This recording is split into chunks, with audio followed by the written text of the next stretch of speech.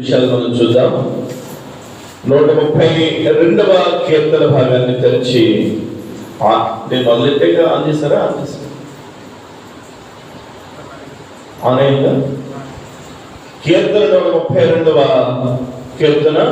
ఈరోజు పునరుద్ధానపు ఆదివారం మనం కొద్ది నిమిషాలు ధ్యానం చేద్దాం. దేవునికి స్తోత్రం కలుగును గాక. 132వ కీర్తన భాగాన్ని తెరవండి.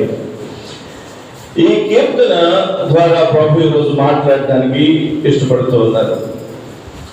ఈ కీర్తన యాత్ర కీర్తన అని చెప్పి హెడ్డింగ్ పెట్టబడింది. ఈ కీర్తనలో 18 వచనాలు ఉండడం మనం చూస్తాం. ఈ కీర్తన దావీదు కొరకు లేదా దావీదు వ్రాసినటువంటి కీర్తనగా బైబిల్ పండితులు చెప్తారు. ఒక్కొక్క వచనం చదివినట్లయితే ఈ కీర్తనలో ఇమిడి ఉన్నటువంటి అద్భుతమైనటువంటి ఒక ప్రాధాన్యత కలిగినటువంటి అంశాన్ని మనం చూడగలుగుతాం. మొదటి వచనం నుంచి మనం చదువుదాం. యెహోవా దావీదునకు కలిగిన బాధలన్నిటినీ అతని పక్షమున జ్ఞాపకము చేసుకొనుము. దావీదు ఎవరు మీకు తెలుసు. దావీదు యెషే కుమారులలో కనిష్ఠుడు. దావీదు గొర్రెల కాపరిగా ఊరి వెలుపల గొర్రెలను మేపుకుంటూ గొర్రెలను కాల్చుకుంటూ ఎదిగినటువంటి బాలుడు. దావీదు ఎవరు అంటే దేవుణ్ణి స్తుతిస్తూ ఆరాధిస్తూ ఎదిగినటువంటి ఒక చక్కని ఆరాధికుడు. అలాంటి ఆరాధికుడు దావీదు తాను ఏ స్థితికి వెళ్ళగలిగాడంటే ఇజ్రాయేలుకి రాజుగా ఎదిగాడు. దేవునికి మహిమ కలుగును గాక. మొత్తం ఇజ్రాయేలీయులకి రాజుగా ఎదిగినటువంటి ఒక గొప్ప స్థాయికి వచ్చాడు దావీదు. దావీదు జీవితంలో ఎన్నో శ్రమలను చూశాడు. దావీదు జీవితంలో ఎన్నో బాధల్ని చూశాడు. అందుకనే ఇక్కడ వ్రాయబడింది, దావీదునకు కలిగిన బాధలన్నిటినీ అతని పక్షమున జ్ఞాపకము చేసుకొనుము. దావీదుకు కలిగినటువంటి బాధలన్నీ జ్ఞాపకం చేసుకునే దేవుడు ఎవరు? మన దేవుడు. దేవునికి స్తోత్రం. దావీదుకు కలిగిన బాధలే కాదు, నీకు సంభవించిన కష్టాన్ని, నీకు కలిగిన బాధని కూడా మన దేవుడు జ్ఞాపకం చేసుకునే దేవుడై ఉన్నాడు. హల్లెలూయా. ఇంకా అతడు యెహోవాతో ప్రమాణపూర్వకంగా మాట ఇచ్చి అని చెప్పి ఇక్కడ వ్రాయబడింది. బాగా జాగ్రత్తగా పరిశీలన చేయాలి. ఇక్కడ 132వ కీర్తన మనం చూస్తే ఈ కీర్తనలో దావీదు దేవుడు మాట్లాడుకుంటారు. చెప్పండి, దావీదు దేవుడు మాట్లాడుకుంటారు. వాళ్ళిద్దరి మధ్య సంభాషణే ఈ 132వ కీర్తన. ఈ కీర్తనలో చూస్తే దావీదు దేవునికి ప్రమాణం చేస్తాడు. చెప్పండి, దావీదు దేవునికి ప్రమాణం చేస్తాడు. అంతేకాదు దేవుడు కూడా దావీదుకి ప్రమాణం చేస్తాడు. దేవునికి మహిమ కలుగును గాక. హల్లెలూయా. చూడండి 2వ వచనం చూడండి ఒకసారి. అతడు యెహోవాతో ప్రమాణపూర్వకంగా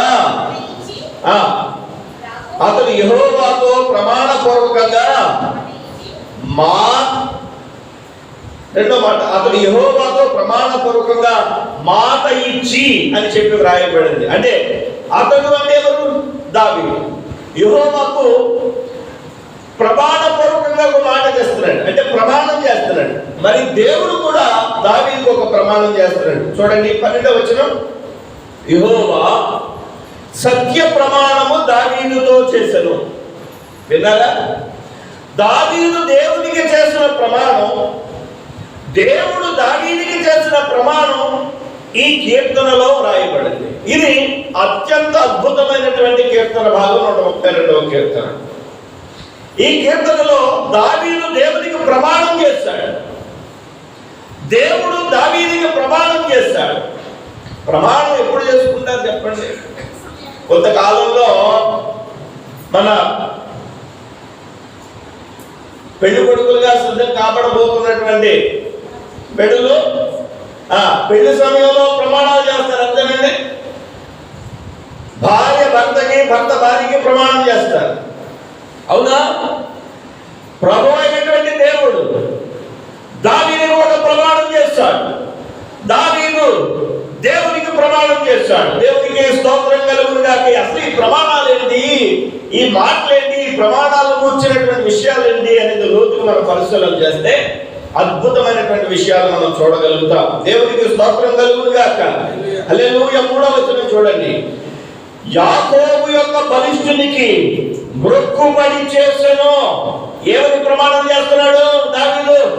నేను ఒక మొక్కుబడి చేస్తున్నాను, నేను ఒక మొక్కుబడిని చేస్తున్నాను అని చెప్పి యాకోబు యొక్క బలిష్ఠునికి, యాకోబు యొక్క దేవునికి మొక్కుబడి చేసుకున్నటువంటి ఆ యొక్క దావీదు దేవునికి ప్రమాణం చేస్తున్నాడు. హల్లెలూయా. మనం కూడా అనేక సమయాలలో అనేక స్థితిగతుల మధ్యలో దేవునికి మాట ఇవ్వాలి, దేవునికి ప్రమాణం చేయాలి, దేవునికి ఒక మాట ఇవ్వాలి. ప్రభువా నేను ఇలా జీవిస్తాను, లేదా నిన్ను ఇలా విశ్వసిస్తాను, ప్రభువా నిన్ను ఇలా వెంబడిస్తాను అనేటువంటి మాట దేవునికి ఇవ్వాలి. అదే విషయాన్ని ఇక్కడ రాస్తున్నాడు. దావీదు దేవునికి మాట ఇచ్చాడు, ప్రమాణం చేశాడు, మొక్కుకున్నాడు. దేవునికి స్తోత్రం కలుగును గాక. 5వ వచనం 3వ వచనం నుంచి తర్వాత చదువుదాం. ఎట్లనగా యెహోవాకు నేనొక స్థలము చూచు వరకు, ఎట్లనగా యెహోవాకు నేనొక స్థలము చూచు వరకు, యాకోబు యొక్క బలిష్ఠునికి ఒక నివాస స్థలము నేను చూచు వరకు తాను చేసుకున్నటువంటి ఒక ప్రమాణం ఏంటో తెలుసా? దావీదు చేసుకున్న ప్రమాణం ఏంటంటే, యెహోవా నీవు నివాస స్థానంగా ఉండడానికి ఒక స్థలాన్ని నేను ఏర్పాటు చేయాలి. దేవునికి స్తోత్రం కలుగుతుంది. దావీదు చేసుకున్న ప్రమాణం అది, దావీదు చేసుకున్న మొక్కుబడి అది. దావీదు ఏమన్నా చిన్న పరిస్థితిలో దావీదు అంచెలంచెలుగా రాజుగా ఎదిగినటువంటి వ్యక్తి. దావీదు యొక్క జీవితంలో ప్రతి వ్యక్తులను ఎంతో బాధలు అనుభవించిన వ్యక్తి. బాధలు అనుభవించిన తాను దేవుని యొక్క కృపలో ఆశీర్వదించబడుతూ వచ్చాడు దావీదు. దావీదుకి సకల సౌఖ్యాలు ఉన్నాయి, దావీదుకి సకల మర్యాదలు ఉన్నాయి. దావీదు రాజుగా, దావీదు ఆయన గొప్ప స్థితిలో ఉండడం చూశాడు. దావీదు పరుగెడుతున్నటువంటి, పారిపోతున్నటువంటి స్థితి కూడా చూశాడు. ఉన్నత స్థితి చూశాడు, లేమి అయిన స్థితి చూశాడు. జీవితాన్ని చదివేశాడు దావీదు, జీవితాన్ని చదివేశాడు. ఆ దావీదు అంటున్నాడు యాకోబు యొక్క బలిష్ఠునికి ఒక నివాస స్థలము నేను చూచు వరకు నా వాస స్థానమైన గుడారములో నేను ప్రవేశింపను. ఏమంటున్నాడు? ఎట్లనగా యెహోవాకు నేను ఒక స్థలము చూచు వరకు, యాకోబు యొక్క బలిష్ఠునికి ఒక నివాస స్థలము నేను చూచు వరకు. దేవునికి స్తోత్రం. దేవా నేను అంతఃపురంలో ఉండొచ్చు, నేను మేడలో ఉండొచ్చు, నేను మా మందిరంలో ఉండొచ్చు, లేదా నేను గొప్ప భవనంలో ఉండొచ్చు, నేను ఉన్నతమైన స్థితిలో ఉండొచ్చు. నేను ఉండడం కాదు ప్రభా, నీకు ఒక స్థలం ఏర్పాటు చేయాలి. ఇది నా మొక్కుబడి. హల్లెలూయా. నీకు ఒక స్థానం ఏర్పాటు చేయాలి. నేను మోకరించడానికి నీవు వచ్చినప్పుడు నేను వచ్చి ఆ స్థలంలో నీతో నేను సంభాషించడానికి నీకు ఒక నివాస స్థలము ఏర్పాటు చేయాలి. ఇది నా మొక్కుబడి అంటున్నాడు దావీదు. ఎందుకయ్యా ఇవన్నీ నీకు? శుభ్రంగా అంతఃపురంలో ఉండొచ్చు కదా, శుభ్రంగా రాజుగా ఉండొచ్చు కదా, శుభ్రంగా ఉన్నతమైన స్థితిలో ఉండొచ్చు కదా, ఇవన్నీ మీరేసుకుంటావు ఎందుకు? దావీదు అడిగితే దావీదు అంటాడు, కుదరదు, లేదు, నా దేవునికి యాకోబు యొక్క బలిష్ఠునికి నేను మొక్కుబడి చేసుకుంటున్నాను. అదేంటంటే నేను ఒక స్థలము చూచు వరకు, యాకోబు యొక్క బలిష్ఠునికి ఒక నివాస స్థలము చూచు వరకు. దేవునికి స్తోత్రం. ప్రియమైనటువంటి దైవ జనాంగమా, మనము దేవుని యొక్క సన్నిధిలో ఈ మొక్కుబడిని చూసినప్పుడు ఆశ్చర్యపోతాం. ఈ దావీదు చేసుకున్న మొక్కుబడిని, దేవా నీకు ఒక స్థలమును, నీ యొక్క మందిరముగా పిలువబడే ఒక స్థలమును, నీ మందిరముగా పిలువబడేటువంటి ఒక స్థానమును చూడాలి, నీది చూడాలి. నా మొక్కుబడి ఎంత భారం కలిగి ఉంటే మాట మాట్లాడతాడండి. దేవునికి స్తోత్రం కలుగును గాక. హల్లెలూయా, హల్లెలూయా. ఎందుకన్నా తెలుసా? దేవుడు తన యొక్క సృష్టిని అంతటినీ సృజించి సూర్యుని, చంద్రుని, భూమిని, సర్వ సృష్టిని మానవుని యొక్క ఆధీనంలో ఉంచాడు. సర్వ జీవులని మానవుని యొక్క ఆధీనంలో ఉంచాడు. పులి ఎంత క్రూరమైనదైనా ఉండొచ్చు, మానవుడు పులిని భూమిలో పెట్టగలడు. ఏనుగు ఎంత బలమైనదైనా అయి ఉండొచ్చు, మానవుడు ఏనుగుని కంట్రోల్ చేయగలడు. మానవుడు ప్రతి జీవిని తన యొక్క ఆధీనంలోనికి తీసుకురాగలుగుతాడు. ఆ దేవుడు మానవ యొక్క చేతిలో సృష్టి యొక్క సమస్తాన్ని పెట్టి ఉంచాడు. అలాంటి దేవుడి గురించి చెప్తున్నాడు, దేవా నేను ఈ యొక్క భవనాల్లో ఉంటున్నాను, నేను నా యొక్క ఇంటిలో ఉంటున్నాను, నేను నీకంటూ ఒక స్థలం లేకపోతే, నీకంటూ ఒక స్థలం లేకపోతే ఎలా ప్రభువా? నేను మొక్కుబడి చేసుకుంటున్నాను, నీకంటూ ఒక స్థలం నేను చూడాలి.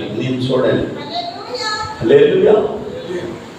నీకంటూ ప్రభువా ఒక స్థలం నేను చూడాలి. ఒక మాట చూద్దామా? హగ్గయి గ్రంథము ఒక మాట. హగ్గయి గ్రంథము 1వ అధ్యాయము, హగ్గయి గ్రంథము 1వ అధ్యాయము 3వ వచనం నుంచి చదువుదాం. హగ్గయి గ్రంథము ఎక్కడ ఉంటుందో తెలుసా? హగ్గయి గ్రంథము 1వ అధ్యాయము 3వ వచనం చదవండి. అందుకు యెహోవా వాక్కు ప్రత్యక్షమై,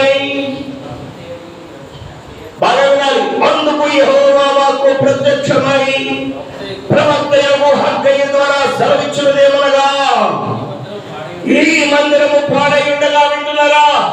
ఈ మందిరము పాడైయుండగా మీరు సరంబి వేసిన ఇళ్లలో నివసించుటకు ఇది సమయమా? ఈ మందిరం పాడైపోయింది, మీ యొక్క సరంబి వేసిన ఇళ్లలో మీరు ఉండడానికి ఇది సమయమా? కాబట్టి సైన్యములకు అధిపతి యెహోవా సెలవిచ్చినదేమనగా అని చెప్పి అనేక విషయాలు మాట్లాడతారు. దేవుడు మాట్లాడతాడు ఏమనంటే, నాకు నా మందిరములో పిలువబడడానికి నాకంటూ ఒక స్థానము ఏది? అదే వాక్యం చెప్తుంది, ఆకాశుని సింహాసనం, భూమిని పాదపీఠం. నీకు మందిరం ఏం సరిపోతాయా?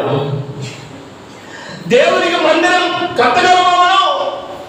దేవుని మందిరంలో ఆయన ఉంటాడా అని అంటూనే దేవుని వాక్యం ఏం చెప్తుందంటే, దేవుని యొక్క భక్తులందరూ నివసించడానికి, దేవుని యొక్క భక్తులందరూ ఆయనను ఆరాధించడానికి ఒక ప్రత్యేకమైన స్థలం అంటూ ఏది? దావీదు అంటున్నాడు, అందుకనే ప్రభువా, దేవా, నేను నీ మందిరం, నీ యొక్క ప్రత్యేకమైన స్థలం నేను ఏర్పాటు చేసేంత వరకు, నేను చూసేంత వరకు నేను చూడాలి. ఇలా మొక్కుబడి. దేవునికి స్తోత్రం. ఎంతమంది ఆశిస్తున్నారు దేవుని యొక్క నామములో ప్రత్యేకమైనటువంటి ఒక స్థానంలో మనం కూర్చుంటానికి ప్రభువు సహాయం చేయాలని. దేవునికి స్తోత్రం కలుగును గాక. ఆశించడమే కాదు, మొక్కుబడిగా ఇది నా యొక్క మొక్కుబడి ప్రభువా అనేటువంటి దావీదు యొక్క పరిస్థితి. దావీదు ఈ సమయంలో ఎలాంటి స్థితిలో ఉన్నాడో తెలుసా? చూడండి, 132వ కీర్తన నాకు చదువుకున్న, మళ్ళీ తీయండి. 132వ కీర్తన మళ్ళీ ఒకసారి తీయండి. ఎలాంటి పరిస్థితుల్లో ఉన్నాడు దావీదు? యెహోవా దావీదుకు కలిగిన బాధలన్నిటినీ, ఏ టైంలో అంటున్నాడు దావీదు? బాధలు అనుభవించే టైం అది.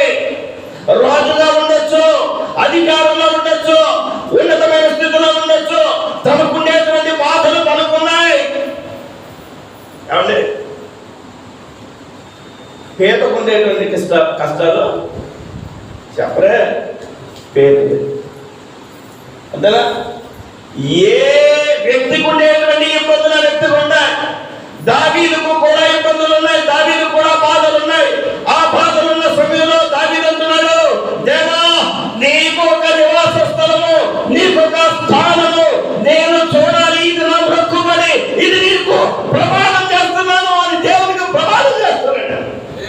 వరమ్మ ఎంత గొప్ప భక్తుడండి దేవుడు. దేవునికి స్తోత్రం కలుగును గాక.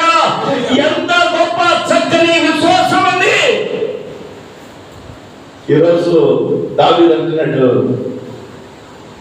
యాకోబు యొక్క బలిష్ఠునికి ఒక నివాస స్థలమును చూచు వరకు. చూచు వరకు ఏం చేస్తావు దావీదు? ఏంటి ప్రమాణం చేస్తున్నావు?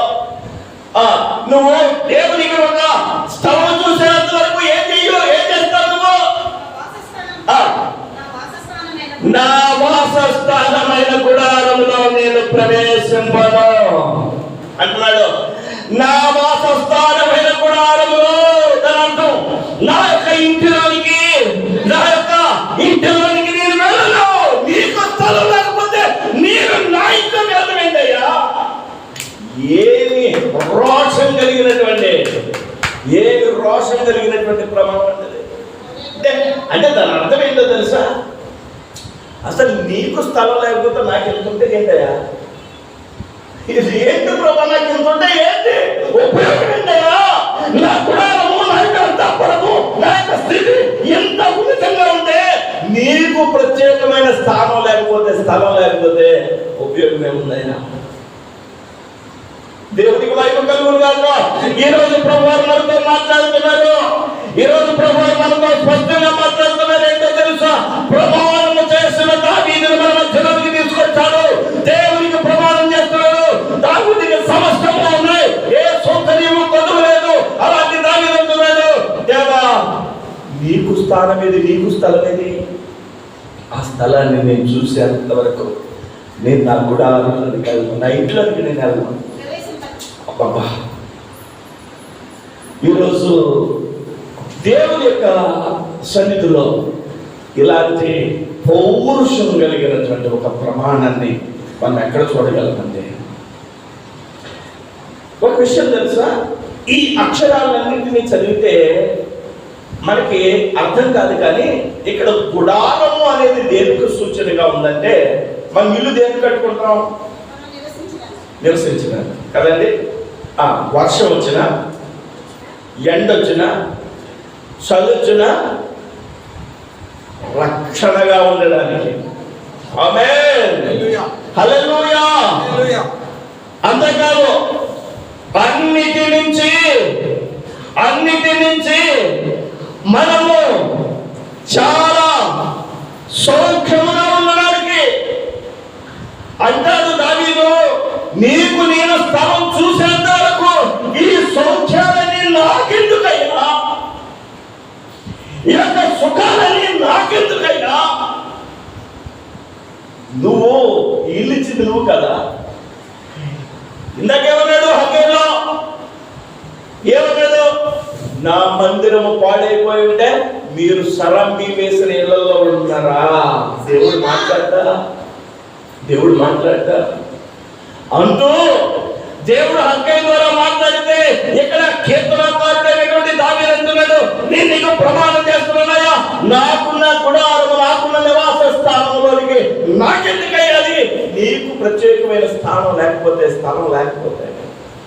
హల్లెలూయా. ప్రియమైనటువంటి దైవ జనాంగమా, ఈరోజు చాలా జాగ్రత్తగా పరిశీలన చేస్తున్నప్పుడు దావీదు ప్రమాణం చేస్తున్నాడు. దావీదు దేవుడితో ఏంటంటే, ప్రభా నీకు ఒక స్థలము నేను చూడాలయ్యా. దేవుడికి స్థలం ఏంటి? భూమి అంతా ఎవరిదే? ఆయన కాదేంటి? సూర్యుడు, చంద్రుడు, నక్షత్రాలు ఆయన కాదేంటి? అయితే మాత్రం ప్రభా ఇవన్నీ నీవైతే అయి ఉండొచ్చు, నీవే. కానీ నీవు కూర్చుని మాట్లాడుకున్న ఒక స్థానం వద్దేంటయ్యా? నువ్వు నేను కూర్చుని మాట్లాడుకోవాలని ఒక స్థలం వద్దేంటయ్యా? నువ్వెక్కడెక్కడో మహాకాశంలో ఉంటే నేను నిన్ను పట్టుకోగలవు ప్రభా. మీరు కూర్చున్న చోటకి వచ్చి నా ముందు స్తుతుల సింహాసనం మీద కూర్చోవడానికి ఒక స్థలం నేను చూసుకోవద్దయ్యా? దేవుడు ఎంత కరిగిపోయి ఉంటాడు ఈ మాటలకి. ఈరోజు మన యొక్క గృహములో లోపలికి అడుగు పెడుతున్న ప్రతిసారి, దేవా నీ మందిరము పాడైపోయింది, లేదా నీ స్థలం ఇంకా నేను చూడాలి అనేటువంటి తాపత్రయం ఉండేటువంటి ఒక గొప్ప ఆధ్యాత్మిక ఉన్నత స్థితికి మనం చేరాలని దేవుడు ఆశపడుతున్నాడు. దేవుడికి స్తోత్రం. దావీదు దేవుడికి ప్రమాణం చేశాడు కదా, చేస్తున్నాడు కదా, దేవుడు దావీదుకు కూడా ప్రమాణం చేశాడు. అవి కూడా చెప్తా ఈ వారం చెప్పడం. దావీదు దేవుడికి ఏం ప్రమాణం చేస్తున్నాడు ఈ వారం చెప్తా. దావీదు ఇలా దేవుడికి ప్రమాణం చేశాడు కాబట్టి దేవుడు కూడా దావీదుకు ప్రమాణాలు చేస్తాడు. 132వ కీర్తన ఒక వారం అవుతుంది అనుకుంటున్నారండి. అబద్ధ హల్లెలూయా. ఇంకేమన్నాడు? నేను నా ఇంట్లోకి వెళ్ళను ప్రభు అన్నాడు. అబ్బబ్బా, నేను పరుండు మంచం మీదకి ఎక్కను. రాజుగారి మంచం ఎలా ఉంటుందండి? ఏమండి, రాజుగారి మంచం ఎలా ఉంటుందండి? మనం టేపుతో కానీ ఎరుగుడు దానితో కానీ చేసుకున్న మంచం 1,00,000 రూపాయలు ఉంటుందేమో. ఏమండి, రాజుగారి యొక్క మంచం ఎంత ఖరీదు ఉంటుందండి? ఆ రాజుగారి యొక్క మంచం మీదకి దావీదంటున్నాడు, నేను పడుండే మంచం మీద నేను పడుకోలేదా అంటే నాకెందుకు అయ్యే సుఖం? బహుశా నేను అనుకుంటున్నాను, ఆ స్థలం చూసేందుకు కింద పడుకున్నాడు దావీదు. మృక్కుబడి అనేది రోషం కలిగిన మృక్కుబడి. ప్రభువా, నీ యొక్క స్థలము, నీ యొక్క స్థానము నేను అమర్చేంత వరకు నేను మృక్కుబడి చేసుకుంటున్నాను. ఆయన నేను నా గుడారంలోకి వెళ్తాను, నేను పరుడు మంచం మీదకి ఎక్కను. అంటే మంచము దేనికి సూచన అంటే, మంచము దేనికి సూచన అంటే విశ్రాంతి. దేనికి సూచన? ఒక్కొక్కళ్ళు గురించి చెప్తూ ఉంటాం, లేదా అంటూ ఉంటాం, 10 అయ్యేంత వరకు నిద్రపోవడం, నిద్రపోనివ్వడం. దేవునికి స్తోత్రం. హల్లెలూయా, హల్లెలూయా. మా చిన్న కూడా అంతే, పని అయ్యేంత వరకు నిద్రపోవడం, నిద్రపోనివ్వడం. హల్లెలూయా. ఇక్కడ గమనిస్తే వాక్యంలో వ్రాయబడింది ఏంటంటే, దేవునికి స్తోత్రం, నేను పరుండు మంచం మీదకి ఎక్కి నిద్రపోనయ్యా, నేను మంచం ఎక్కను. విశ్రాంతి నాకెందుకయ్యా? నీకే ఒక విశ్రాంతి స్థానం లేకపోతే ఇదేంటిది? విశ్రాంతి దినమున, అంతే కదా, విశ్రాంతి దినమున మనందరము వాక్యము ద్వారా విశ్రాంతి పొందేటువంటి విశ్రాంతి స్థలం ఇది. నాకెందుకయ్యా విశ్రాంతి? నీకు ఒక స్థలం అంటూ లేకపోతే నేను నా గుడారంలో వెళ్ళి నేను ఉండను, నేను నా మంచం మీద పడుకోను. ఇంకేమన్నాడు? ప్రమాణాలు ఇవన్నీ మామూలు మాటలు కాదు, ఒత్తొట్టి మాటలు కాదు, ఇవన్నీ ప్రమాణం చేస్తున్నాడు. నా కన్నులకు నిద్ర రానివ్వను, నా కనురెప్పలకు కులికిపాటు రానియ్యను. అంటే అసలు నిద్ర కూడా పోనంత తాపత్రయం. హల్లెలూయా. అంటే తను ఎలాగ దేవునికి మందిరపు స్థానం చూడాలి, ఎలాగ దేవునికి మందిరపు స్థానం చూడాలి. దావీదు ఎందుకని దావీదు వంశములో యేసుక్రీస్తు ప్రభు వచ్చారంటే, సాక్షాత్తు సృష్టికర్తకే ఒక స్థలం చూడడానికి ఆశ, తీవ్రమైనటువంటి ఆశ తన మనసులో కలిగి ఉన్నాడు కాబట్టి. దేవునికి స్తోత్రం కలుగును గాక. హల్లెలూయా. నా కన్నులకు నిద్ర రానివ్వను, నా కన్నురెప్పలకు కునికిపాటు రానివ్వను. ఇది మామూలు ప్రమాణం చేస్తున్నాడు. ఈ కనురెప్పలకు నిద్ర, కునికిపాటు అనేది దేనికి సూచన అంటే సేద తీర్చబడ్డానికి. దీనికి సేద తీర్చబడ్డం ఏంటయ్యా? నాకెందుకయ్యా ఈ సేద తీర్చబడేటువంటి స్థితి? నేను ఎలా ఉంటాను? నెమ్మదిగా ప్రశాంతంగా ఎలా ఉంటాను? నాకు ఈ ప్రశాంతత కాదు, నాకు నీ యొక్క స్థానము, నీకు ప్రత్యేకంగా ఒక స్థలము, నీ మందిరము ఏర్పాటు అయ్యేంత వరకు నేను చెప్పండి నిద్రపోను. ప్రమాణం చేస్తాను. దేవుడికి స్తోత్రం. ఇంకా 6వ వచనం, అది ఎఫ్రాతాలో ఉన్నదని మేము వింటిమి. బాబు, నా దేవునికి విశ్రాంతి స్థలముగా, మందిర స్థలము కావాలి. ఎక్కడైనా ఉందా బాబు? ఎక్కడైనా ఉందా? వెతుకుతూ ఉన్నాము. తనకు ఒక మాట వినిపించిందంట. ఆ మాట ఏంటో తెలుసా? చూడండి 6వ వచనం. అది ఎఫ్రాతాలో ఉన్నదని మేము వింటిమి. అంటే దావీదు ఏం చేస్తున్నాడు అన్నమాట? వెతుకుతున్నాడు. ఎక్కడ దొరుకుతుంది అసలు? ఆ స్థలం ఎక్కడ దొరుకుతుంది? ఆ స్థలం దేవుని యొక్క మందిరానికి అనువుగా, దేవుని యొక్క స్థలముగా, ప్రార్థనకు వీలుగా ఎక్కడ దొరుకుతుందని అన్వేషిస్తున్నాడంటే దావీదు. ఎక్కడ దొరికిందో తెలుసు? అది ఎఫ్రాతాలో ఉందని విన్నాడు. మీకా ఒకసారి తెరిచి చూడండి. మీకా గ్రంథము 5వ అధ్యాయం. మీకా గ్రంథము 5వ అధ్యాయం 2వ వచనం. బెత్లెహేము ఎఫ్రాతా,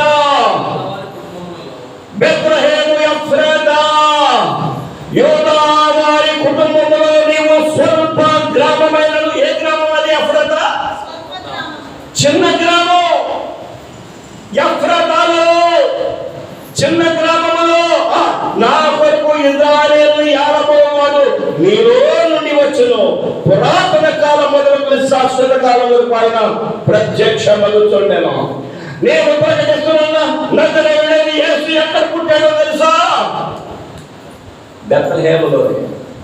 బెత్లెహేము ఎఫ్రాతాలో. ఇప్పుడు దావీదుకి స్థలం ఎక్కడ దొరికిందో తెలుసా? ఎఫ్రాతాలో. యేసుక్రీస్తు ప్రభువారు అనేక మందికి రక్షకుడుగా ఉదయించిన స్థలం అది. నేను అంటాను, ఈ స్థలములో అనేక మందికి నా ప్రభువారు రక్షకుడుగా ఉదయించే స్థలముగా. హల్లెలూయా. ఇంకో విషయం చదవండి. అక్కడ మీకా గ్రంథం 5వ అధ్యాయం 2వ వచనం మళ్ళా చదవండి. బెత్లెహేము ఎఫ్రాతా, యూదా వారి కుటుంబములో ఏ గ్రామం? నువ్వు స్వల్ప గ్రామం, అల్ప గ్రామం. నువ్వు ఇలా వినాలి. స్థలములన్నీ చూస్తే ఒక అల్ప గ్రామం, స్వల్ప గ్రామంలో ఒక స్థానం దొరికింది. ప్రాంతాలన్నీ స్థలాలన్నీ వెలిగితే ఎవరో వద్దే అనుకుని, ఎవరో కాదనుకునేటువంటి ఒక స్థలమును దేవుడు ఎన్నుకునే ఈ స్థలముల నుండి దేవుడు ఒక గంభీరమైన కార్యాలు చేయబోతున్నాడు. హల్లెలూయా. నాకు అవసరం. నేను ఇక్కడ ఉండి మిమ్మల్ని ఆశీర్వదిస్తాను. మీతో నేను మాట్లాడతాను. హల్లెలూయా. హల్లెలూయా. దావీదు దేవునికి ప్రమాణం చేస్తున్నాడండి. ఈ ప్రమాణం ఈ రోజు ఎంత పెద్ద ప్రమాణం కాకపోయినా, ప్రభువా నేను కూడా నీకు ఒక ప్రమాణం చేస్తున్నాను అనేటువంటి ఒక ఉన్నతమైన స్థితి మనలో ఉంటే దేవుడు మనకు ప్రమాణం చేస్తాడు. ఆ ప్రమాణాన్ని వచ్చేవారు చెప్తాడు. హల్లెలూయా. ఈరోజు గమనించాలి. ఏమని? దేవునికి స్తోత్రం కలుగును గాక. ఏమని? అది ఎఫ్రాతాలో ఉన్నదని మీ వింటిని, యాయను పొలములలో అది దొరికాడు. దేవునికి స్తోత్రం. అల్పమైనటువంటి స్వల్పమైనటువంటి ప్రదేశంలో దొరికింది ఆ స్థలం. ఆయన ఇంకేమంటాడు? 7వ వచనం. ఆయన నివాస స్థలముకు పోదుమునంటే స్థలం ఏర్పాటైపోయింది. విన్నారా? స్థలం ఏర్పాటైపోయింది. 6వ వచనంలో. 7వ వచనంలో వచ్చేసరికి అన్నాడు, ఆయన నివాస స్థలముకు పోదుము రండి. ఇదిగో రండి. దేవుని ఒక నివాస స్థలం చూసుకున్నావు. దేవుని ఒక ప్రత్యేకమైన స్థలం చూసావు. రండి, పోదాం రండి, దేవుని మందిరానికి పోదాం రండి అని పిలవడానికి ప్రమాణం చేస్తున్నాడు. హల్లెలూయా. ఆయన నివాస స్థలములకు పోదుము రండి. ఆయన పాద పీఠము ఎదుట సాగిలపడుదుము రండి. సాగిలపడ్డం అంటే ఏంటో తెలుసా? ఆయనకి బైండ్ అవర్ అయిపోవడం. దేవునికి స్తోత్రం. హల్లెలూయా. నేను చెప్తున్నాను, ఈ మందిరంలో మీరు వ్యక్తిగతంగా రండి, ప్రార్థన చేసుకోవడానికి 2 3 రండి, కన్నీటితో ప్రార్థన చేసుకోండి. మీ తీవ్రతను బట్టి సాష్టాంగపడి ప్రార్థన చేసుకోండి. దేవునికి స్తోత్రం. నా ప్రభు వారు ఆలకించే దేవుడు, నా ప్రభు వారు కృప చూపించే దేవుడు, నా ప్రభు వారు కనికరం చూపించే దేవుడు. ఆయన నిశ్చయముగా తన యొక్క కృపను నిశ్చయంగా చేసే దేవుడు. హల్లెలూయా, హల్లెలూయా. ఆయన పాద సన్నిధిలో సాష్టాంగపడి ప్రార్థన చేసుకోవడానికి వీలైన స్థలం, అనువైన స్థలం, దేవుడు ఇచ్చిన స్థలము, దేవుడు ఏర్పాటు చేసిన స్థలము. దావీదు అంటున్నాడు, ఆయన నివాస స్థలమునకు పోదాం రండి అని నేను పిలుస్తా, ప్రమాణం చేస్తున్నాడు. ఆయన పాదపీఠము ఎదుట సాగిల పండుగ రండి అని పిలుస్తాడట. ఇదంతా ప్రమాణం, ఇదంతా మృక్కుమని. దేవునికి స్తోత్రం. హల్లెలూయా, హల్లెలూయా. ఆయన నివాస స్థలమునకు పోదుము రండి అని మీరు పిలుస్తుంటే మీ మృక్కుబడి దేవుని యొక్క సన్నిధిలో నెరవేర్చబడుతుంది. ఆమేన్.